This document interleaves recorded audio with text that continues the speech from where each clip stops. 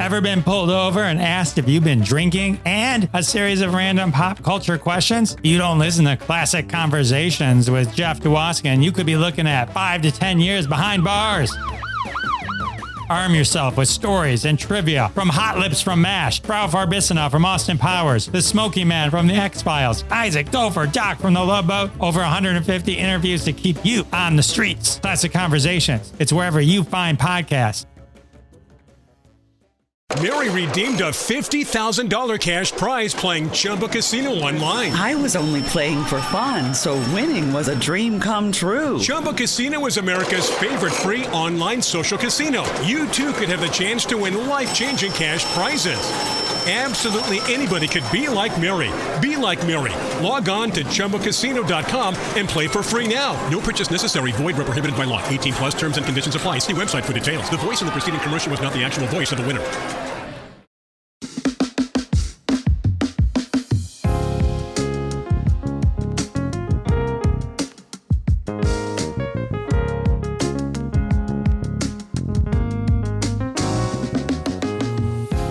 Stop. In the name of love. But no need to stop here because you've arrived at the right place. This is episode 197 of Tennis Podcast. Every week, either myself or my sidekick host bring a top 10 list on anything from any genre. The other person does not know what that list is ahead of time, and they try to guess items 1 through 10, along with you, the folks at home.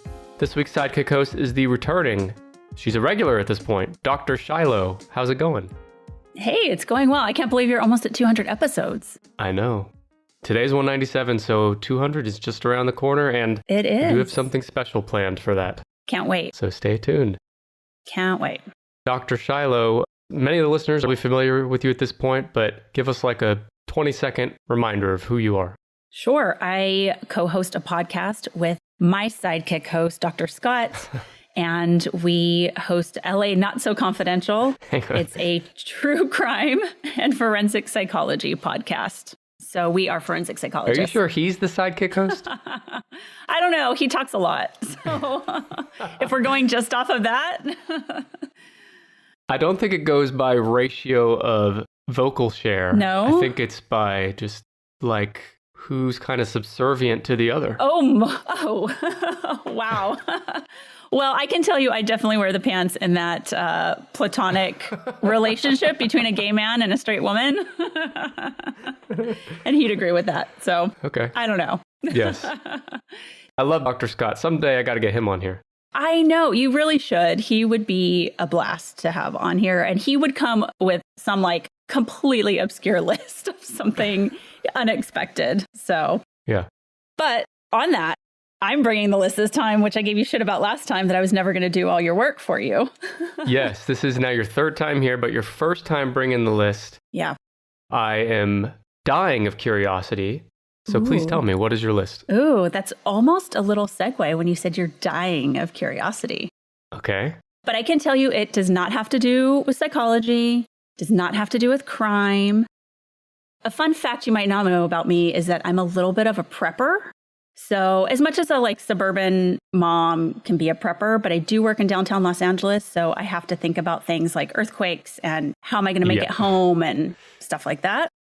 So my list comes out of that. It was birthed out of that fun fact about me.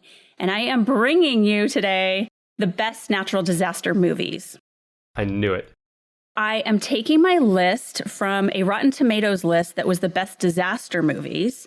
However, I plucked out the natural disasters, which in my opinion are the only good ones. I'm a sucker for natural disaster films. You could say these are the most critically acclaimed natural disaster films ever made. Yeah, so let's get into that definition a little bit. Because Sure. I want you to take some notes here of what you're working with and try to make your guesses. Hashtag Nick's notes. Yes. So a natural disaster is, I'm just giving you a definition, the negative impact following an actual occurrence of a natural hazard in the event that it significantly harms a community. So examples of natural hazards are avalanche, coastal flooding, cold wave, drought, earthquake, hail, heat wave, hurricane or tropical cyclone, if you want to get specific, ice storm, landslide, lightning. Wow. Strong winds, tornadoes, tsunamis, and Tsunami is like the mom of the tsunami. yes, volcanic activity, wildfire, and winter weather. So that's what we're talking about Hang here. on, did you missed one. Dr. Buster booty clapping usually results in aftershock that can be felt. Okay. I mean, natural, is it all natural? I don't know about that booty. I mean, there's surgeries for that. You know, I've gotten a good look at that booty, and I cannot confirm that it's natural. I mean, it probably is, but I can't confirm it. Okay. Well, unless he says otherwise, let's just go with that. Yeah. Well, here are things that are not included on this list. Movies about fires, because I thought that's boring, whatever. Like, that happens all the time, right? That's not going to... So no backdraft. That's not going to make me grab my go bag and start walking home from LA. Nothing with aliens is on this list. So there's no Independence Day. Those are natural beings from other planets. Sorry. Did not make the cut for this list. Fun, please. Nor are there, and I know this might be controversial, nor are there anything about diseases. So no contagion. We're talking natural hazards, natural disasters, as in those things that like I listed climate off. disasters. Right. Yeah. Okay. So I love these films for so many reasons, but I thought I would give you some natural disaster movie tropes that we typically see. Yeah. Because this also makes them so awesome. They can be just as cheesy as they are emotionally stirring and impactful. So I thought it would be fun to go through some of these. So one natural disaster movie trope is what they call the 8 deadly words. Huh. So if there are characters who are especially dull or annoying in a film, the audience may decide, quote, I don't care what happens to these people. And those are the 8 deadly words. I've definitely said that. Or you're like, please, can this person just die quickly? Yes. Generally, the viewers are introduced to a very large cast in these types of films. And that large cast solely exists for people to be killed off in various ways in the disaster and its side effects. So that's one trope we see. There's also the trope of Hollywood science, where the writers of the film sort of step outside the bounds of known science by applying, a rare element or new sort of math formula that magically springs up to circumvent the normal rules. Yeah. And oftentimes there's the character that's like the techno wizard to help explain how it all works. Yeah. So we see that a lot. You're describing it like I can see this guy in my head. Yep. Yep. Yeah. Exactly. He's got like short sleeves and a tie and glasses. Yeah. Exactly. Balding usually. Yep. We also have the relationship salvaging disaster trope. So there's 2 characters who used to be friends or lovers, but now they aren't on speaking terms. And the odds don't look good that they'll patch things up on their own. But fortunately, the plot's on their side because some disaster happens and the characters come back together as a result. Right. Well, I know that there's really nothing more romantic than stepping over the dead bodies of the community you're a part of that have been taken out by this natural disaster en route to embracing your soulmate. Right. And usually there's, like a child in common, they're divorced and they have to save their children, that sort of thing. Yes. There's also what they call the Cassandra truth. So this trope is basically when no one believes the person trying to alert them to the pending doom and destruction. Yeah. So this trope comes from Cassandra from classical mythology. So Apollo granted her the gift of prophecy, but she then stirred his wrath by refusing his advances. So Apollo, the misogynist he was, couldn't revoke his own gifts, so he cursed Cassandra so that her prophecies were always true but never believed. So that's where that comes from. Oh. Do you think back in the time that these gods were created? Okay, so Apollo, when they're creating these gods and they make that backstory, is Apollo the good guy or the bad guy there? Like, are the men of the time being like, she's not putting out enough, so no, Apollo, let's show her what's what. No, because there were goddesses also, right? So it's interesting. My kid is studying Greek mythology right now and explaining so many things to me that I never knew behind some of these sayings, like Pandora's box. And, it's just really interesting. But I don't know. I'm guessing there was still like patriarchy, even though they gave some goddesses some titles. Yeah. I don't know. Sounds about right. Okay. So not a trope, but what I need in my disaster movies is I want it to have me choked up and fighting back tears at some point. And Okay. I don't know if I like this about this because it's not easy to make me cry. I don't want to cry. But when I watch, You just said you want to cry. I know, but I want to be like on the verge of crying if anyone tries to talk to me while I'm watching the movie. Okay. So very specific phase of the crying process is where you want to be. Yes. This is how much I'm into these movies. Like, it better have me on the verge of crying for it to get top approval for me. So what I have in front of me is I'm capping this list at 9. So it's the top 9. Mm-hmm. I have the top 9 off of this Rotten Tomatoes list. I have the top 20 in front of me. So if you guess some others, I'll have them. Sure. I also have Shiloh's top 9 to kind of compare and contrast. Your personal favorites. Yes. Yes. Okay. So, that's the one I want to hear. Yeah. If some guesses are made on either of those, I'll tell you a bit about them, why I think they're great. Okay. There's no fucking Sharknadoes on this list. So What? please don't go there. I thought you said this was the best, most critically acclaimed movies. Did you not say that? Don't go there. I knew you were going to right off the top try and Sharknado this. And there's like 12 of them. So that would take up all the spots. But There's others too. I can't even think of an example, but there's other there's animals horrible that are ones. Yeah. like mated with natural disasters to create a super natural disaster. Yeah. Yeah. Yeah. With that, I guess we could get started. Real quick, before I start guessing, I have to give the listeners, actually I want you to give the listeners Yeah. a little more context on your prepper personality and like what led to this. How are you prepping currently? Anything you want to say about that? Sure. What led to this? Well, I live in earthquake country. So I know you and I have talked about that before because there's quite a few earthquakes in Oklahoma. Correct. Surprising, but No one really knows that. yeah. I actually heard, I don't know if this is true, but I heard that Oklahoma has more earthquakes than California. They're just all minor quakes that Right. no one right. hears about. Yeah. Yeah. So earthquakes have been a part of my life forever. I've found them completely fascinating. I think geology, I was very, very interested in as a kid and contemplated studying that for a while. So I think that's a little piece of it. But being also that I'm former law enforcement, I think just being prepared is part of my nature in whether it's just situational awareness, walking into somewhere new, or feeling like I want to have control over kind of if the worst thing should happen. So my mind is kind of set to that radio dial already. I can say that I was like that before the pandemic, but definitely the pandemic had me rethink how long can my family survive if we were just at our home with what we have. So I did step it up a bit, as we all had a little bit of extra time on our hands.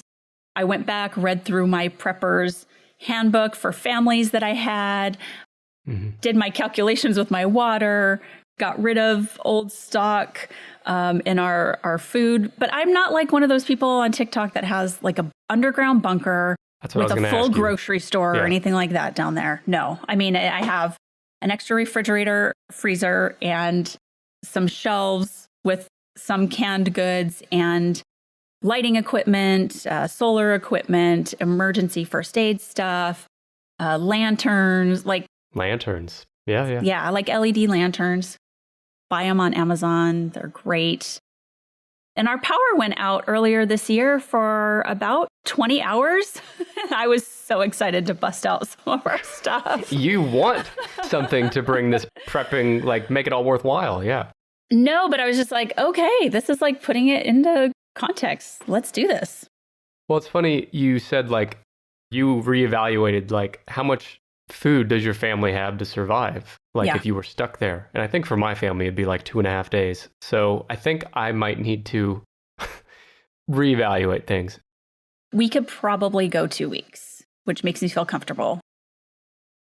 Yeah. And I at work, I have a backpack with change of clothes. I could live in my office for probably 3 days. I also have directions printed out that if the roads are broken because it's a massive earthquake, I have a route to home that I can walk home. That's smart. So, to that extent, that's probably where I'm at, but definitely not as prepped as some people out there. You're not as prepped as some people, but you are more prepped than me and many other people. So That's something. And when the zombie apocalypse comes, I will head to your house. Please do. We have lots of ammo and plenty of firearms. Not that I'm one of those people either. No.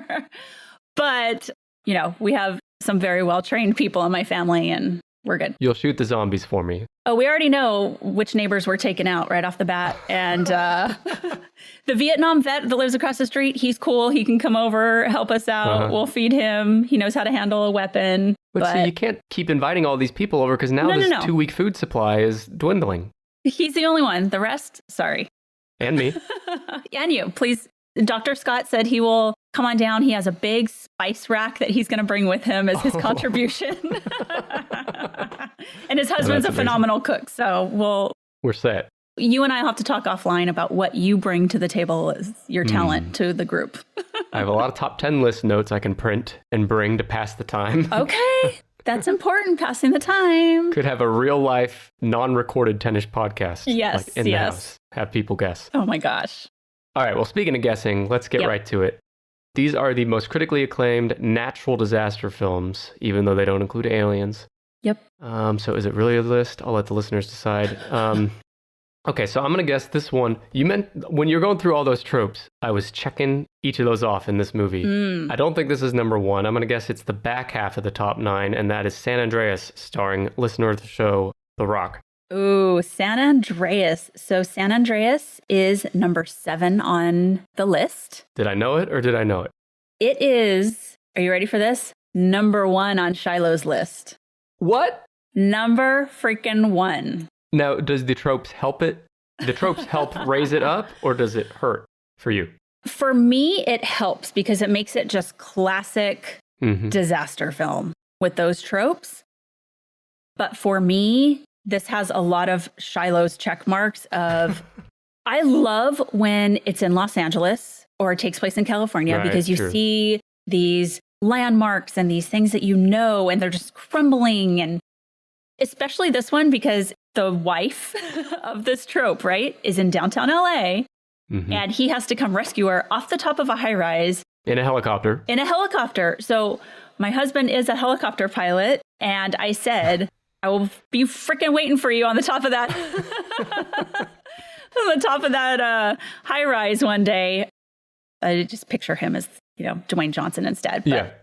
Anyway, let's talk about... With the pepper bag in the helicopter with him. Yes. A go bag. So San Andreas was a 2015 film starring Dwayne Johnson, Carla Gugino, and Alexandria Daddario, which I'm sure a lot of the fellas out there are familiar with and like a lot. She plays the daughter of these two. Yeah, yes. Okay. Yes. So it had a 48% on Rotten Tomatoes. I mean, that's so sad. And it's the 7th highest ever? And it's 48%? That's like clutching my pearls. I cannot believe this is so sad. It brought in $155 million at the box office, which I'm surprised that seems really low. That has to be domestic only, right? It has to be domestic, yeah. So here's the tagline. I have the tagline for most of these because I think they're hilarious. The tagline is, ever have one of those days? No. Pray you don't. So the plot is a seemingly ideal day turns disastrous when California's notorious San Andreas Fault triggers a devastating magnitude 9 earthquake, the largest in recorded history. And as the earth cracks open and buildings start to crumble, Ray Gaines, an LA Fire Department search and rescue helicopter pilot, must navigate the destruction from Los Angeles to San Francisco to bring his estranged wife and their only daughter to safety. So we have a couple of the tropes right there. Right there. Critics say that San Andreas has a great cast and outstanding special effects, but amidst all the senses-shattering destruction, the movie's characters and plot proves less than structurally sound. Look, I saw it and I enjoyed it. I had fun while I watched it. Okay. But it did not stand out to me as like, oh, I'm going to make sure to rewatch this, every few years or something. Yeah. Oh, man. I mean, it has the all-time beefiest firefighter. Check. All time. Yeah, probably. Major California landmarks being demolished. Check. Which you love California, so okay. But weird that you love to see this destruction. Sure. Yeah, it's a parallel universe that's what I think. Okay, let's get into the psychology of this. Sitting on your couch and be able to watch all of this destruction in a safe space and go, oh my God, those are crazy effects. But then I get to cozy up and like get into my bed and, wake up and go to work the next day. That is a piece of what makes these so alluring. Yeah, the parallel universe aspect of it is like, this was what could happen, but it's not going to happen to me or in my lifetime. Although, as I discussed with Brad Choma on our episode about the impending natural disasters, San Andreas fault line is a very real thing. Oh, yeah. That someday we will feel the effects of that. But absolutely. And I also love there's the parallel story of the daughter, and she's teamed up with a couple other kids trying to save themselves on their own journey. And she's a bit of a prepper because her dad kind of taught her some of these tricks and things to do and how to get radio communication. And overall, it's just a huge blockbuster. It's so visually stimulating. I think it's a great, great film. I mean, I would definitely, this to me has everything encapsulated in it, and I would go back and watch it over and over again. I'm pretty sure there's a sequel that's planned. I can't wait. That makes me so excited. Yeah. Is our release date on that? Do you have that up right now? Hang on, now I gotta look. I gotta ask for vacation time to go see that. By the way, so it grossed 474 million worldwide. So the number you quoted must have been sounds way domestic. more accurate. All right, sequel. In November 2021, Johnson announced they are still developing a sequel. In December, they confirmed that Warner Brothers wants a sequel, delayed development in favor. So it sounds like a sequel is planned. Being talked about, maybe. Yeah, being talked about. Yeah. So I expect we'll see one. Okay. All right. Well, great guess. Thank you. Yeah. For another great guess, let me give you another great guess. If you thought that one was great, check this out. Okay, here we go. When I think of a natural disaster movie, the first one I always think of is The Day After Tomorrow. And I'm going to guess that's number 4. The Day After Tomorrow, good film. Not on my list. It's number 11. It's Number outside 11. the top 10. Yeah. So that came out in 2004. That's the one with Dennis Quaid, Jake Gyllenhaal, Emmy Rossum. I mean, good people. Yeah. So, of course, Dennis Quaid is a climatologist. And not a big leap, really. It's very natural for him. He's largely ignored by UN officials when presenting his environmental concerns. And there's basically an enormous superstorm that is coming. So, yeah, good flick, I would say. It is, it is definitely a good one. But if I recall, I mean, it's been a long time since I've seen it, but it did the thing where like weather patterns were happening in non-typical places. Like New York was getting tornadoes, stuff like that. Right. That's kind of cool to see. Yeah. Okay, so no Day After Tomorrow. Nope. Okay, let's take a nice healthy break here to tell you about a nice healthy product I use literally every day.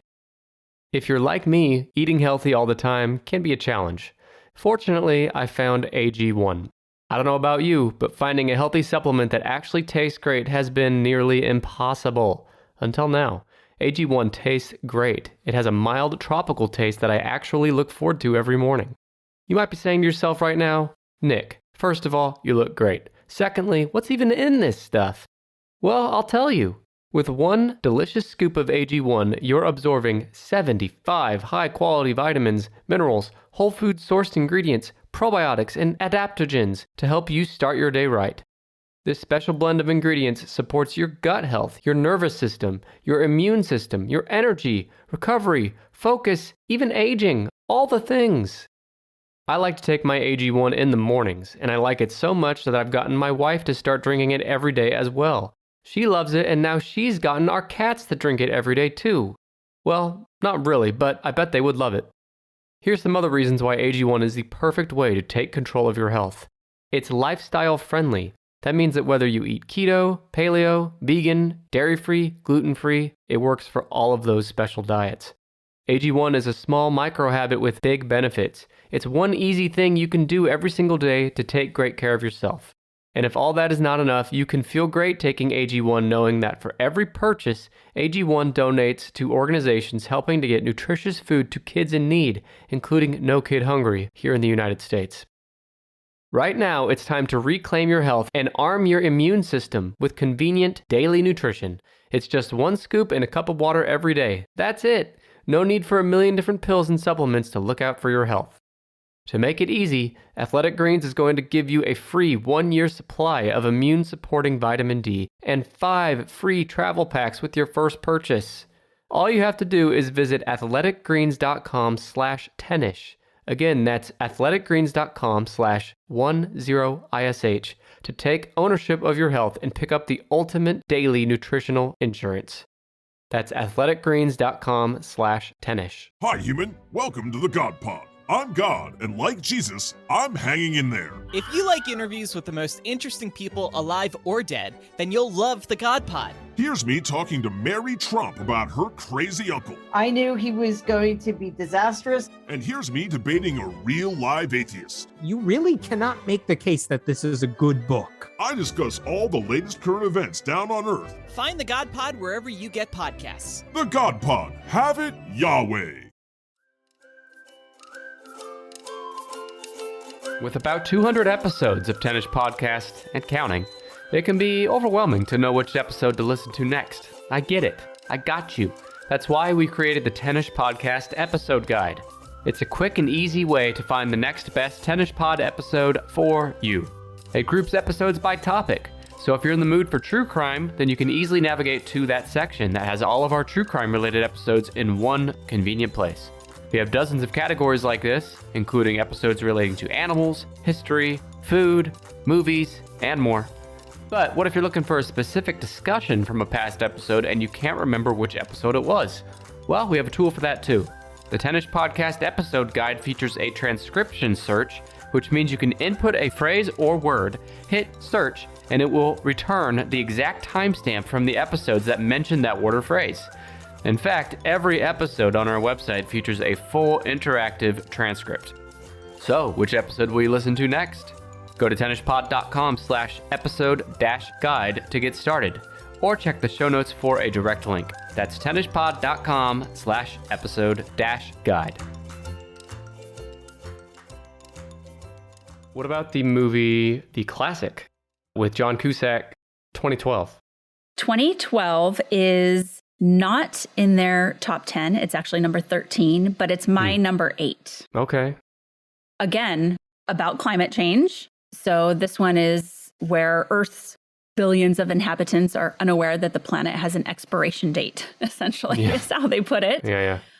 So with the warnings, again, of American scientists, world leaders began secret preparations for the survival of select members of society. So that's kind of a cool piece to some of these films. And I'm sure that's real, by the way. Oh, 100%. Where you get a little alert on your phone, or you get some sort of heads up that we have a helicopter ready to whisk you off to some bunker. All that alert says is time to fucking go. Time to go. Yep. Yeah. There's another movie I'm going to guess later that plays into that as Has well. that. Yeah. Okay.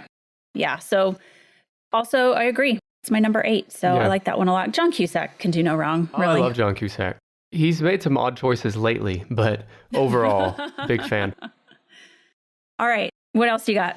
Do you even like disaster movies? We didn't ask what you're like. I like disaster movies. I don't like specifically seek them out or like fangirl over them, but I do like them. I've seen plenty of them. So this one might actually be pretty high on the list. It's recent and it's a Netflix original film that I enjoyed, and it's Don't Look Up.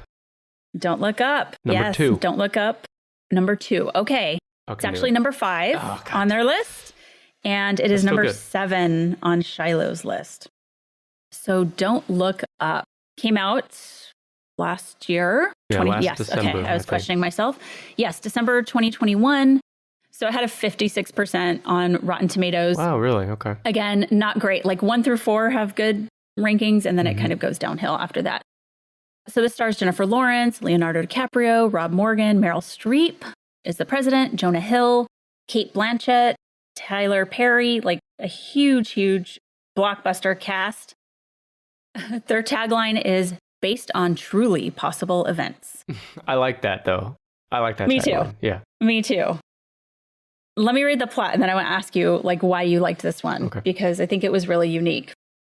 So Kate Diabaski is an astronomy grad student, and her professor, Dr. Randall Mindy, make an astounding discovery of a comet orbiting within the solar system. The problem? It's on a direct collision course with Earth. The other problem? No one really seems to care.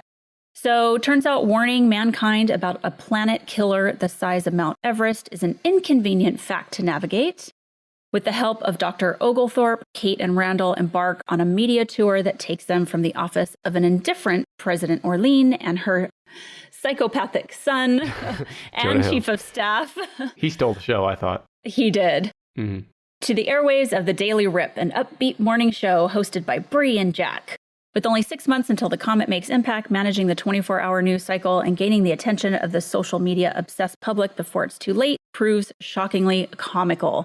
What will it take to get the world to just look up? So critics said, Don't Look Up aims too far high for its scattershot barbs to consistently land, but Adam McKay's star-studded satire hits its target of a collective denial square on. So why did you like this one? Yeah, so you said some of it there. I love the commentary, the social commentary on like even this meteor that's going to hit Earth and kill everyone. Yep. It's not going to pick who it kills. It's going to kill everyone. That is politicized to where, you know, Don't Look Up is the slogan of the, I don't know what you'd call them, the truthers, I guess, that are accepting of this meteor. And the rest of the people are saying, they're saying look up. The Don't Look Up people are saying, don't worry about that meteor. They're just trying to scare you. And so I love that part of it. And I also love that, I love the ending. It's a spoiler, so I won't say exactly what happens, but I love how that plays out. I love the cutscene after the credits as well. Uh-huh. Now, as a criticism, I think there was a lot going on in the movie, especially maybe that's what the critic consensus about Scattershot was, because like you have this whole dynamic with Leo and his wife and like stuff that kind of just distracted from the thing. But overall, I'd call it one of my favorite movies in this genre, and I think everyone should go watch it if you haven't. Yeah, I thought it was so different, but you're kind of watching it like laughing because it's hysterical, but you're kind of like, this is pretty real. Like, yeah, very real. You know, it felt uncomfortably real, but I thought it was pretty profound for how just ridiculous our world is right now. It reminded me, not to like go dark with this, but it reminded me of politics around like school shootings. Totally. Where like one side is like looking around being like, hello, is no one else seeing what's happening? Let's do something about this. And the other side is saying, no, they're trying to scare you. Everything's fine. Yeah. Guns aren't the problem. It's this or that. And it reminded me of that. And maybe that's intentional, but there's some real world today stuff going on that is reflected in the movie as well. Absolutely. Yeah, I thought it was spot on. It was a good sort of later in the pandemic watch to take us out of that for a moment. But at the same time, if you sort of sat and thought about it too long, it got a little deep. Could be overwhelming. Real life. Yeah. Good guess. Thank you. Good movie. So let me think here. There was a movie, I can't remember the name, but it's like an 80s movie. It's about an earthquake. I haven't seen it, but I remember it because me and Brandon did a worst movie taglines bonus episode one time, and it was on there. That's right. So I don't remember the name, but this might be what you're thinking of. So I'm going to put it out there, but it's a 1974 movie called Earthquake. Oh, I think that is it. Yeah. What's the tagline? Do you have it? Oh, I do. An event. That's it. That's it. Nope. That doesn't pass the sniff test, fam. That's it. Of course it's a fucking event. Me waking up in the morning is an event. Me putting my shoes on is an event. Well, if you're woken up by an earthquake. Everything's an event. That doesn't mean anything. So this is number 8 on the list, actually. Okay. And I'm so glad that you and I had to reschedule this because I actually got to watch all of the ones that I had not seen. And this was one of them. Okay. So it's 1974. It is so 70s. It's really like, it's perfect for that. Like, it's different from all these others because of this. But it stars Charlton Heston, Ava Gardner, and George Kennedy. The plot is that when a major earthquake hits Los Angeles, the various residents of the city cope with the chaos and destruction Successful architect Stuart Graff, who's Charlton Heston, argues with his demanding wife as the disaster hits. Later, I have to tell you about a scene there. Back to that, yeah. Yes. Later, when he checks in on his flirtatious friend, they begin an affair. Oh, baby. You didn't tell me that the biggest fireworks and destruction was the marriage of the main character. Oh, yeah. As the personal drama continues, the city is threatened by aftershocks and possibly even greater quakes. So, there's this great scene where they're having an argument in the morning. They live up in the Hollywood Hills, and he's trying to leave for work, and she fakes that she overdoses on a bunch of pills and is like laying on the bed, and he calls a friend. He's like, oh, she's done it again. This damn woman. Yep, we've all been there. And he goes, yeah, I know how to induce throwing up or something like that. And like, he's just, this happens every other week or something. Yeah. He's just going to do that. And then an earthquake happens and she wakes up, doesn't wake up. She just sits up and is like, oh shit, what's happening? He's like, I knew you were faking. That's what women do. Women be shopping and women be faking overdoses, right? Right? I mean, the 70s, man. Come on. How are the effects, though? That's what I want to know. So, I'm not going to lie. I think for the time, they were really good. They're either really big sets or those little scale model, towns and stuff. Right, like in Godzilla. Yeah, for no CGI, I mean, it wasn't bad. So, I mean, the movie's a little slow. It's just kind of like one earthquake and then a few aftershocks and people just trying to navigate their way through the city. But yeah, it was okay. It's good for a campy 70s film, I think. Do you think it leans into the camp or is it just campy in retrospect? No, I think it's totally retrospect. Okay. My mom was like, oh, I remember that movie. It was great. I'm like, well, you maybe should go back and watch it. The critics' consensus says the destruction of Los Angeles is always a welcome sight. Wow. A little bit of snark there. Jeez. Wow, hot take. But Earthquake offers a little besides big actors slumming through crumbling sets. Wow, okay. I know. A fun fact that the United Artists Theater in Chicago, Illinois was forced to shut off the surround sound speakers when they showed this film because small pieces of plaster from the ceiling were falling on the audience members. What? And it was freaking them out that a real earthquake was happening. Oh my God. And because the sound was so big that it made it fall off the ceiling? Okay. I guess it was one of the first times they were putting surround sound up there and trying it out on this earthquake film. And then also, in a bizarre coincidence, the location on the first day of shooting was there actually an earthquake happened in Los Angeles that day. Even more bizarre, which people talk about like cursed films, on the very last day of shooting, there was also an earthquake. But I didn't look at how big those were because we probably have earthquakes every day here. So that's true. Yeah. Not surprising. Probably a couple earthquakes happened since we started recording. I mean, it's an event, Nick. It is an event. The plaster falling from the ceiling was more of an event than the fucking movie, it sounds like. For sure. ... Yeah, ... Good guess. Yeah, number 8. So I have kind of an off-the-wall guess that I thought about while we were talking. I don't know if this is on your radar. This Is the End. Seth Rogen movie. I'm pretty sure that's... Oh, you know what? I think that's like the rapture, like a biblical rapture, actually. I think it is. Yeah. Let me see if it's not in the top 20 of ones on there. I'm remembering a huge devil with a giant winky at the end. So that's probably not natural. Yeah. So weird. So weird that that's the part you remember.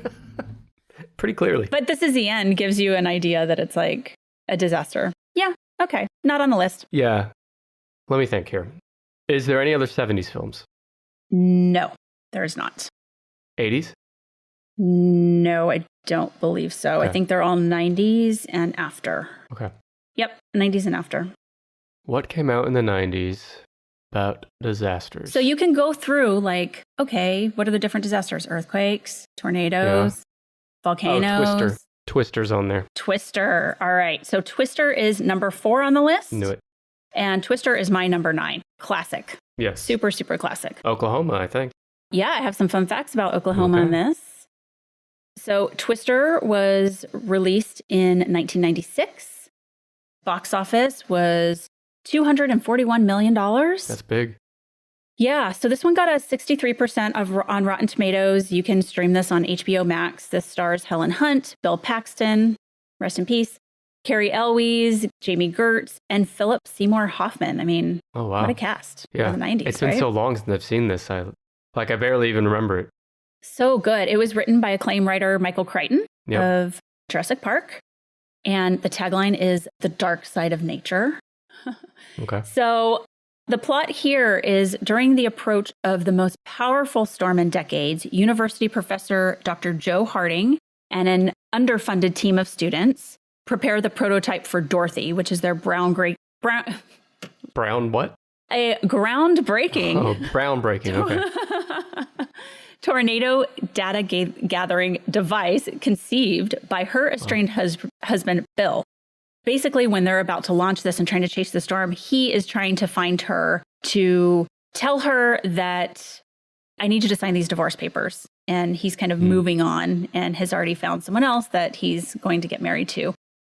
And then you have this rival of theirs who's played by Carrie Elwes, who's like their privately funded rival. He has all the black SUVs and they're trying to all come together to get to this major storm to see who can launch their technology first.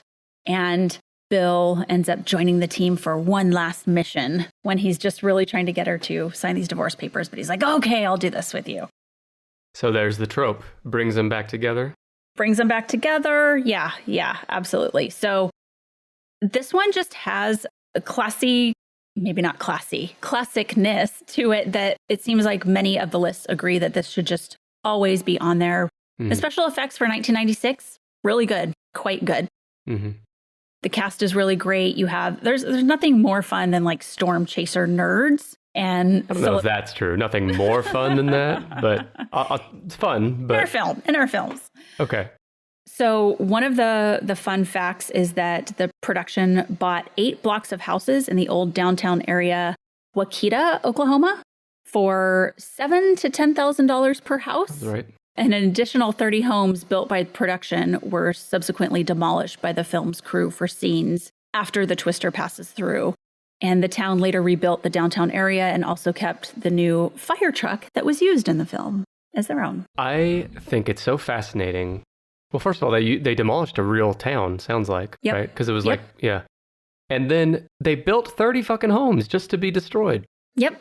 The stuff we kind of take for granted in movies that goes into the production of this shit, like, and that's nothing compared to some movies that build like entire towns just for a movie. It's like, I don't know. That's just always impressed me. Yeah, the money and like crazy. The man hours, the labor, like all of it. It's just crazy. Just to make it look like a real destruction. Like, let's build this and then break it. Yeah. How did they break it? Did they pull up like a giant fan to act like a big tornado, or? They're like, someone's going to know that we demolished this with a bulldozer and not wind. I don't know. That stuff fascinates me. Yeah, me too.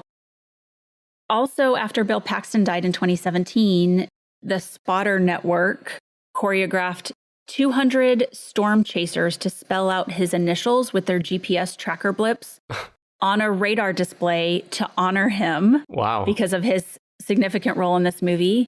And this kind of tribute had been only done 5 times before, and it was the first time that it had been done for someone who wasn't an actual storm chaser. Damn. So I guess they do this in the real nerd community. Yeah, exactly. But they did it for Bill Paxton as well. That's quite the honor for old Bill Paxton. Yeah. I can't even picture his face right now. Oh no! You got to bring it up and look at it. I'm looking at him. So he was in Men in Black, right? He's the one that gets taken over by like the cockroach alien. Fucking say no more. I got it. There it is right there in my head. Yep. It's funny. I've talked about this with someone recently, but like I haven't seen Men in Black in 20 years or more. But like that scene of him drinking the salt water is like so clear in my head, you know? It's funny how like I could watch a movie, like a new movie yesterday and like barely remember it today, right? Forget it, yeah. But I can watch Men in Black 20 years ago and have it right there in my head. Yep. Life's funny, Dr. Shiloh. It sure is. Should we segue for the next hour or so just to talk about how life is funny real quick before we get back to the list? Sure. Yeah, we got time for that. No worries. Nah. All right, you're doing well. Doing well. Why don't you give a quick recap of where we stand right now? Sure. We have Twister at number 4. We have Don't Look Up at number 5. San Andreas at 7, and Earthquake at 8. I'm glad you got that one because I thought that would have to be one that I Earthquake? would have to. On the top 10 list, guessing expert. I Dr. know. Shiloh. I know. And that was a great little bonus episode that you guys did. Yeah, we should do that again. It's been a while. It would be an event. Yes, indeed. What is another disaster movie? Titanic wouldn't count, right? So Titanic, I think it was number 1 on this list originally when I took out anything that I should have told you too. Like if there's anything with like an airplane or a boat, there's like no mechanical failure or like accident involved. It has to be because of a storm or a natural disaster or something like that. How about a giant ass fucking iceberg? I toyed with it, but then I was like, wah, wah. I don't want Titanic to just be at the top of this list. No one thinks of it for that. Okay. You're right. So You're no, right. no. All right. So I'm moving into the 2000s now. Day After Tomorrow was 04. What about other types of disasters? Okay, so there's tornado. I don't think there's more tornadoes on here, is there? There are no more tornadoes. Earthquake and volcano, I'm going to guess, are included. There's no more earthquake on here. No more earthquake. Okay, but there is volcano. Right. There's a movie called Volcano, Nick. What? Oh there my wasn't. gosh. Don't what me? Volcano is so good. Well, I'm not convinced you're not making this up yet. I need to see. 1997, Tommy Lee Jones, Los Angeles. I've never even heard of this. Oh, all right. man. It's hotter than hell is the tagline. That's good.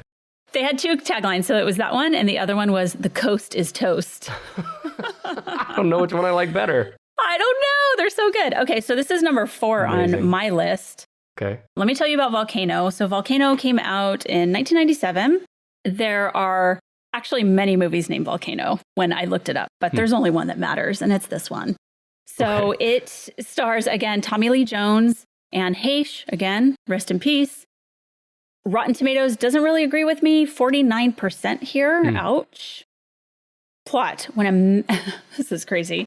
So basically, a massive earthquake. You're familiar with La Brea tar pits? I mean, it sounds familiar. Remind me. So there's a museum around it, but we have in smack dab, the middle of like West LA, this big, if you were just driving by, you'd think it was a pond. And it is a pond, but in this pond bubbles up tar from an era long ago. It's super cool because you can kind of smell, you can see the tar kind of washes up on the edges of the water a little bit. In this film, what they do is a massive earthquake starts off sort of rocking the area of Los Angeles. So then they have an emergency management team of LA headed up by Tommy Lee Jones, help with the city's response of this earthquake. But a geologist, Dr. Amy Barnes, who is Anne Heche, discovers that actually what's happening is that there's a volcano forming where the La Brea tar pits are. So it's forming in the sewer tunnels, and then essentially another, what they think is just earthquake, but it's associated with a volcano happens, and it unleashes this lava flow through the tunnels of the subway and through the streets of Los Angeles. So the whole film is they're trying to figure out how to divert this lava flow away from homes and to get it to go to the ocean from West LA. Yeah. Is this ringing a bell at all? No, I haven't seen this, no. Oh, it's so good. I get, yeah, that's probably what they would really do, though, right? They divert lava flow into the ocean. Yes. Which seems like it has its own perils involved, but... Yeah, but it's trying to channel it through which major street? Do we send it down La Brea or Robertson? And how do we do that? Yeah. And you're going to need some really thick, fireproof gloves to handle that lava. Yes, you are. Mm-hmm. The reason I love this film, again, it takes place in Los Angeles. It sort of puts yourself in the shoes of the community. And I think it's interesting because, speaking of community, this film addresses some things that movies, disaster films, really don't have time for. And it's what types of responses would certain communities get in an emergency if it's, interesting. Communities of color or low income, and how neighbors kind of come together to help each other out. Those are some really cool scenes, actually. So I like that. But far and away, the best scene of this film is when there's an underground subway worker trying to rescue people from a subway that's now trapped because of the earthquake, but now the lava flow is coming. He's on the subway. He has the last person in his arms. I think it's the subway engineer who's passed out. And he needs to pass him off to a rescue worker. And he steps into the lava to sacrifice himself to toss this guy to someone else. And just the lava starts eating him from the feet on up, and it's crazy. So it takes him. It takes him. When you said it, I'm like, well, I'm trying to figure out, like, what would happen? Would you just lose your leg? Would you sink? But he's gone, right? Lava swallows him up. His legs are melted into lava. It's awesome. Awesome. Who is it? Tommy Lee Jones? No, it's not Tommy Lee Jones. It's another guy that's like in freaking everything. Oh. Tommy Lee Jones, like, he already is scowling and grumpy a lot, but imagine how grumpy his ass is when he's got to save people in a volcano eruption. Yeah, exactly. Okay, so any more volcano? No more volcanoes, no. So what else is there? There's, hurricanes? Tsunamis? Yes, there is one with a tsunami. Let's start with that one. And this one might be a little bit more indie film obscure. Is it recent? 2012. Man, I can't think of it. You might just have to give it to me. Yeah, so this one's called The Impossible, and this was one I had not seen either. Not ringing a bell. So this is based off of the tsunami that hit Thailand and Sri Lanka the day after Christmas in 2004. So I don't know if you remember that huge worldwide event. Now that is an event. ... Thank you. An event exclamation point. Yeah, even better. Yeah. So let me tell you about the film a little bit, and then we'll talk about the actual events. But real quick, what number was it? So this is number 2. 2. Number 2. Okay. Yeah. So 81% on Rotten Tomatoes. You can find this on Amazon Prime. And it stars Naomi Watts, Ewan McGregor, and a very young Tom Holland, who was phenomenal in this as like a 12-year-old kid. Yeah, I'm reading here. It's his film debut. Wow, he was so good in it. But yeah, I had not seen this either. This kind of was not in my purview at all, and very different than these sort of tropey, campy films here. So the plot: in December 2004, close-knit family, Maria, Henry, and their 3 sons begin their winter vacation in Thailand. But the day after Christmas, the idyllic holiday turns into an incomprehensible nightmare when a terrifying roar rises from the depths of the sea, followed by a wall of black water that devours everything in its path. Oh, God. The critic consensus: good screenplay isn't quite as powerful as the direction or the acting, but with such an astonishing real-life story at its center, The Impossible is never less than compelling. Right. I mean, this happened in 2004. What were you in, like elementary school or something? Do you remember? 2004. I was in middle school, ma'am. No, I was like 15. Yeah. Well, I remember I was actually working patrol this night when it happened. And for us, it was nighttime. And I remember it was a very quiet night. I was sitting at the local Walmart in my patrol car. As one does. Listening to the radio, as one does. And I remember the news account starting to come in real time about what was happening in Thailand and Sri Lanka area. And it was devastating because you just kept hearing like these numbers and tolls of probably what they estimated as dead. Let me tell you about the actual event. The 2004 Indian Ocean earthquake and tsunami, also known as the Boxing Day tsunami, occurred at about 8 a.m. local time on December 26, with an epicenter off the west coast of northern Sumatra, Indonesia. It was an undersea megathrust earthquake that registered a magnitude of 9.1 to 9.3. And then a series of massive tsunami waves grew up to 30 meters, which is 100 feet high. Fuck. Can you imagine? No, I can't. I don't think there's anything scarier than seeing a 100-foot wave coming to you. No. So it headed inland. Basically, it happened in the middle with like Indonesia and Thailand here and Sri Lanka here, and it was just everything in its path. So communities around the surrounding coast of the Indian Ocean were devastated, and the tsunamis killed an estimated, oh my God, over 200,000 people in 14 countries, making it one of the deadliest natural occurrences in recorded history. Wow. The earthquake was the third largest ever recorded, the largest in the 21st century, and had the longest duration of faulting ever observed, between 8 and 10 minutes. Wow. It's just wow. I forgot just how huge it was. Yeah. It also remotely triggered earthquakes as far away as Alaska. Really? God damn. Yeah. So it's just a horrific event. And this movie is rough in a lot of ways. Yeah. But, there's sort of the event itself. And it's not like these ongoing events. So it's more of like the family's journey, trying to find each other again. And you don't know if they're going to be okay, and all of those things, and injuries, and just survival, really. Yeah. In a third world country.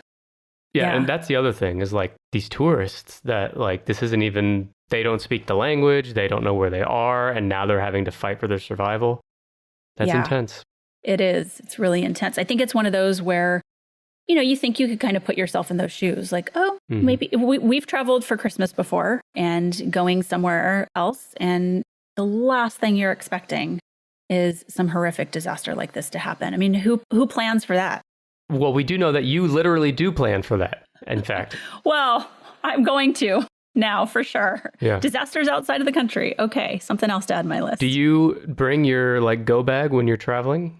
No, I don't have a go bag when I travel. I have one in every one of my cars, but no, I don't have one when I travel elsewhere. But I mean, I already have my luggage right there. I thought you were a true prepper. Probably have what I need. You have solar power and lanterns and shit in your luggage? No, I don't. No, I do. Okay. Oh, all right. More luggage to add. You got to work on that.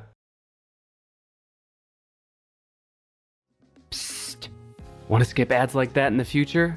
Go to tennishpod.com/plus. Sign up and you'll never hear an ad on Tennis Podcast again. Okay. You still have to guess number 1, number 3, and number 9. Oh, I don't have one yet. You don't have one. I might need some hints, though, for the rest of these. Okay, so let me tell you the types of disasters we have left. We have comet. We have a storm. And we have I'm going to say landslide/tsunami. And that'll probably be the hardest one for you to get. Okay. Is the storm, I never saw it. There's like a movie called Poseidon. It's like a shipwreck movie, I think. So that is not it, but Poseidon ranks number 17 on this list. Okay. So the storm one, storm is in the name of the Storm title. of the Century. Nope. This one has a pretty big cast. It's from 2000. Good cast. And storm is in the name. Yes, it's a real life event. Marky Mark and the Funky Bunch are in it. Marky Mark. Not the Funky Bunch. Mark Wahlberg's in it. I cannot think of it. The Perfect Storm. The Perfect Storm. Okay. Haven't seen it. Nick, you have not seen... Okay, if I recommend anything, watch The Perfect Storm. Anything ever? No, well, anything on this list. That's your recommendation. You get one recommendation for me. Yeah. I'm going to say The Perfect Storm if you haven't seen it. Okay. And tell me what you think. So this is number 9 on this list. This is number 3 on my list. So top 3 for me. Okay. So this is from 2000, again, starring George Clooney, Mark Wahlberg, Diane Lane, John C. Reilly, Mary Elizabeth Mastrantonio, John Hawkes, just a ton of great actors, but just great characters in this too. It only gets a 46% from Rotten Tomatoes. The plot, again, based on a true story, the film tells of the courageous men and women who risk their lives every day working, pitting their fishing boats and rescue vessels against the forces of nature.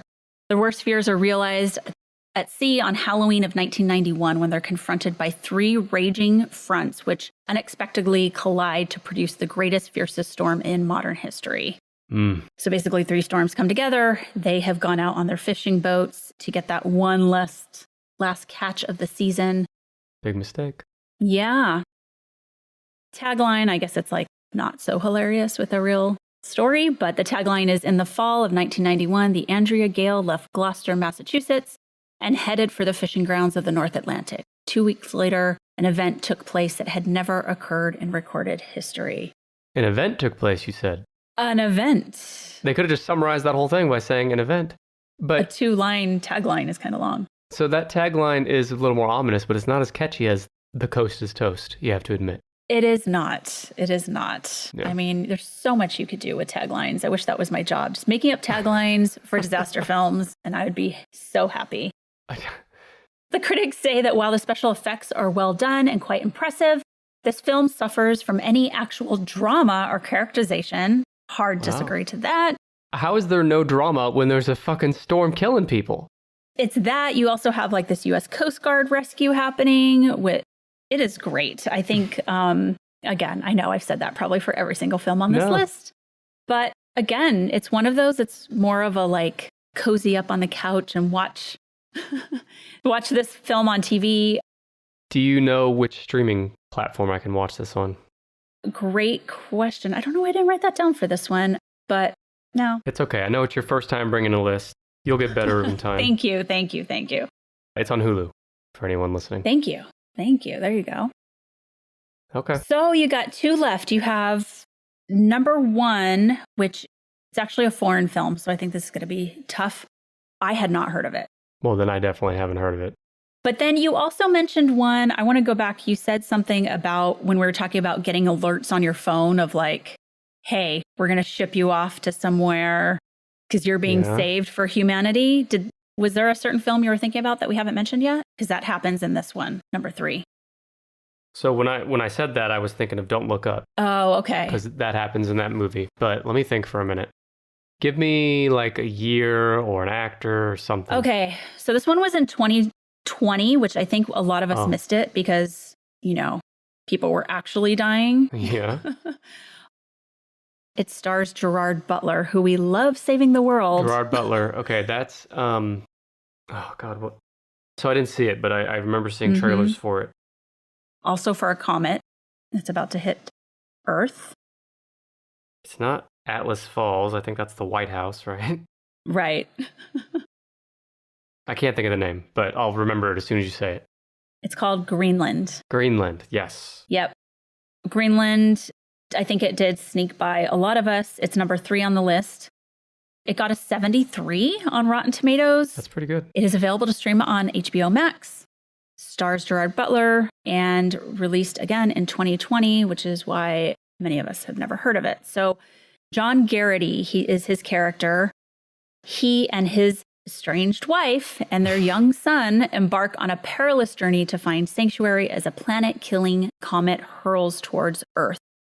And as the countdown to the global apocalypse approaches 0, their incredible trek culminates in a desperate and last-minute flight to a possible safe haven, which in this film is in Greenland.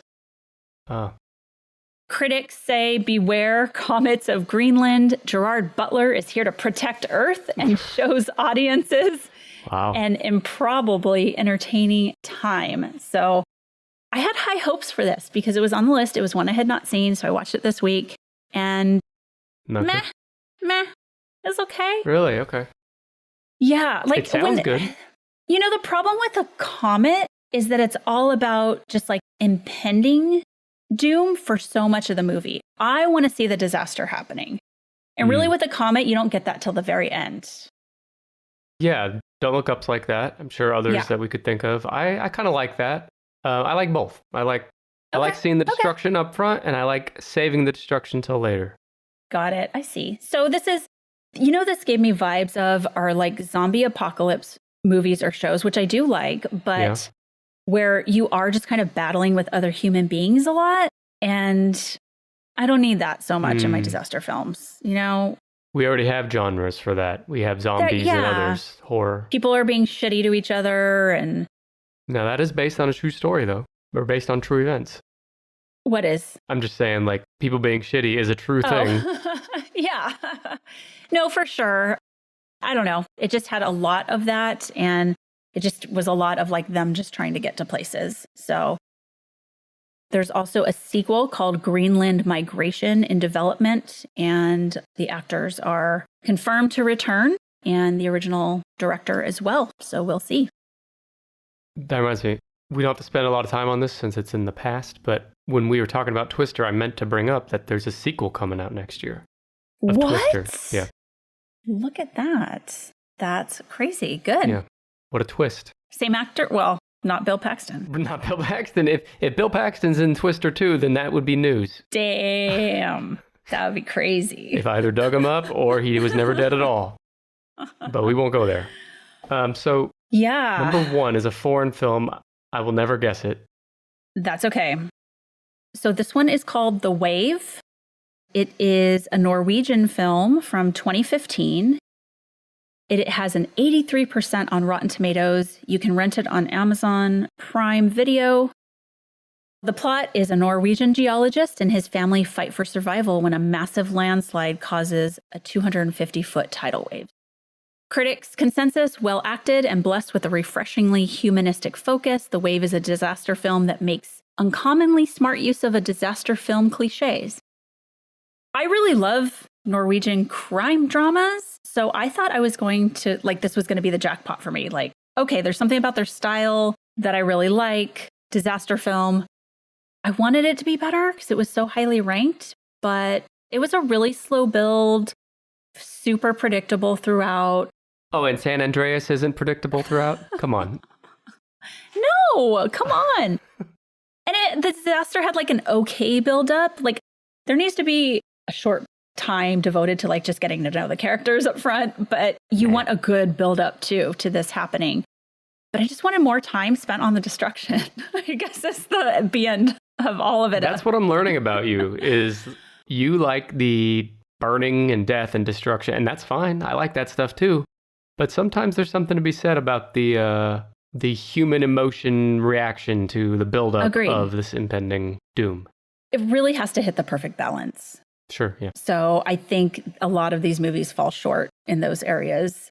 They spend too much time on one or the other. But you're right. It definitely is a tradecraft here of building the perfect disaster film. Thank you, Dr. Shiloh. I am right. Yes. Right. Okay, right. It's your show. Yep. So let me run you through, and then I want to tell you about the 2 that I have remaining on my list. Okay. So the list is number 1, The Wave. Mm-hmm. Number 2, The Impossible. 3, Greenland. 4, Twister. 5, Don't Look Up. 6, Volcano. 7, San Andreas. 8, Earthquake from 1974. Mm-hmm. And 9, The Perfect Storm. My number 1 was San Andreas. My number 2, which I'm so sad you didn't even guess it, Armageddon. Armageddon. I fucking hate that movie. I'm sorry. What? Is it a chick movie? Is it a chick movie just disguised as a disaster film? I think so, but I saw it when it first came out. I was 11 years old, so maybe I'd like it now, but... Dude, go back and watch it. Bruce Willis? Ugh. No. Okay. You already gave me your one recommendation. It's The Perfect Storm. I know. I still hold to that for sure. But okay. Armageddon's phenomenal.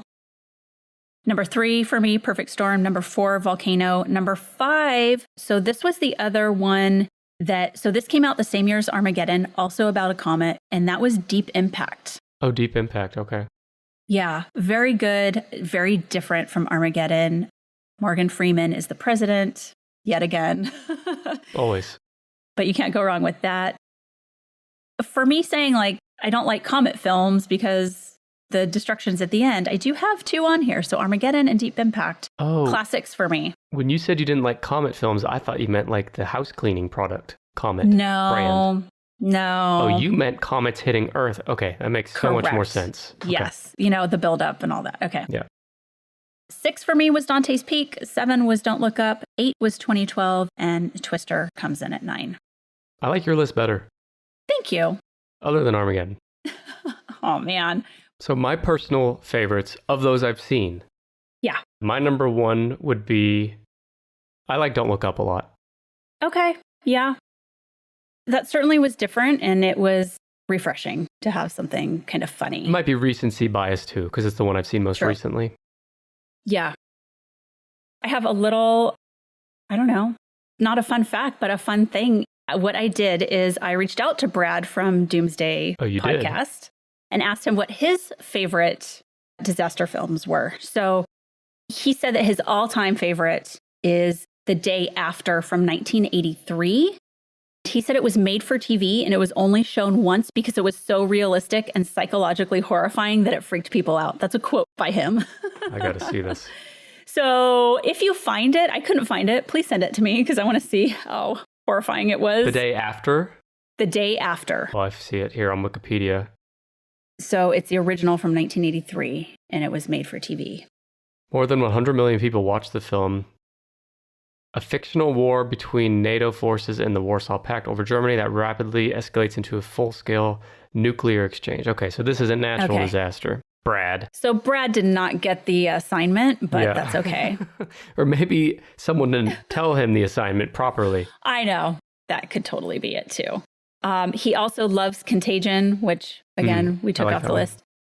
And then he said the original Poseidon Adventure is on his list as well, and he loves Twister, too. So Twister was on there. So I knew I had to involve Brad. He's my favorite of all of your guest sidekick hosts. So my favorite, too. He's best. I wish I was with Brad today. Couldn't happen. Wow, geez.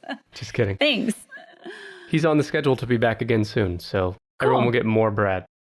Yeah, Brad's great, but I knew I had to get his 2 cents because he's also a little bit of an expert in this area. You might say, yeah. Uh-huh. Also, R.I.P. Ratso the Rat, for anyone that remembers that. Well, Dr. Shiloh, thank you for bringing your list and bringing your first list. How'd it go? How did you like this versus guessing?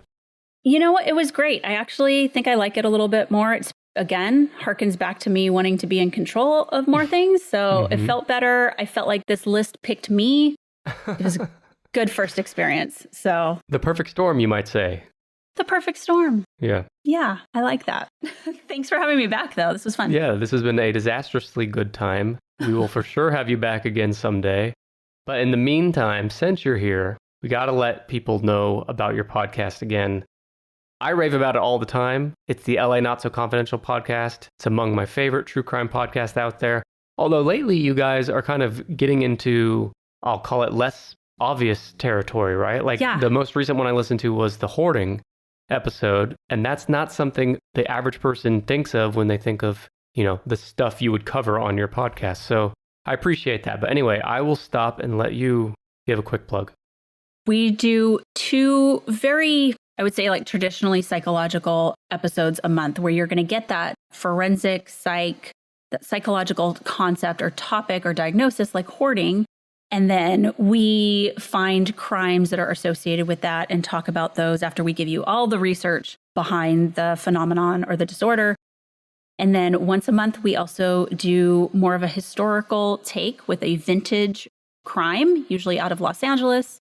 And then we also once a month do a review of a true crime documentary. They're a lot of fun. And we do a live stream once a month on a Saturday. So feel free. You can always join us for that on YouTube. Check them out. LA Not So Confidential. There's going to be a link in the show notes of this episode. And yeah, Dr. Shiloh, one of my favorites. Thanks so much for coming back on. Awesome. You guys are one of my favorites too. We love you, Brandon. And I'll see you next time. Thank you everyone for listening. I'll be back next week with episode 198. My friend Alex Johns will be back for that episode. And he too will be bringing a list. So join me for that. And until next time, I'm Nick. She's Dr. Shiloh. This has been Tennis Podcast. Or the perfect storm, you might say. It's been an event, everyone. I don't know. It's an event. I'm trying. All right, goodbye.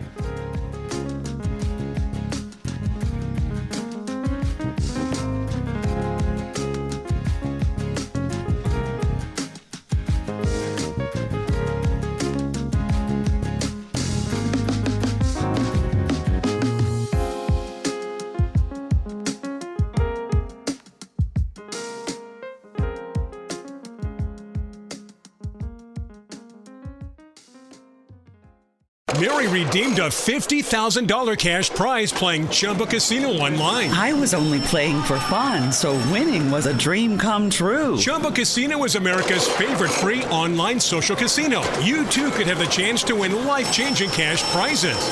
Absolutely anybody could be like Mary. Be like Mary. Log on to ChumbaCasino.com and play for free now. No purchase necessary. Void where prohibited by law. 18 plus terms and conditions apply. See website for details. The voice in the preceding commercial was not the actual voice of the winner.